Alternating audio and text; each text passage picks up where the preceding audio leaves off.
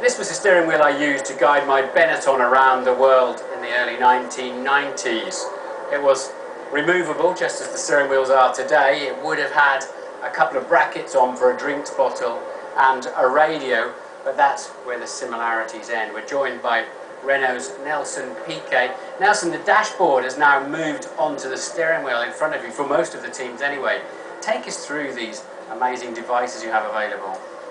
Well, yes, it was a big shock when I first left GP2 and I sat in the Formula 1 car with all these buttons. But basically I'm going to start by the simple buttons. I mean, we have our KERS relays over here. Obviously, only the races that we use the KERS, we can press it.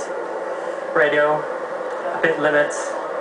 This is the wing adjust, so here we can choose how much degrees we want or how much delta difference we want, and then we confirm it, the wing over here. This is a confirm button. Every time the team speaks with you, you can confirm it if you heard it, or if they call you to the pits, you can confirm it to them, like that you don't need to speak to them. Then we can go to the options over here. I mean, we have revs for the engine.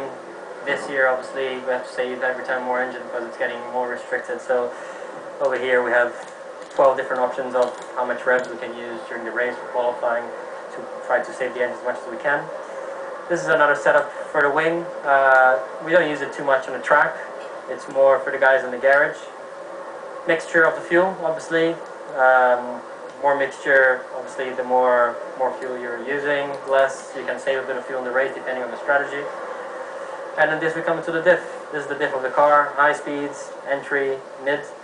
So obviously you can, if the car gets very difficult to drive in a race situation, oversteer, you know how to change the handling on the way into through and on the exit of the corner. Or if you have two different high-speed corners where one of the corners is massively oversteer, one is understeer because of wind or any different kind of situation, you can quickly adjust it over here, or even on the wing if it's a high-speed corner.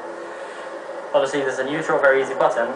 And the most difficult, I mean, is this middle one over here. We try to put the options where we use the less over here.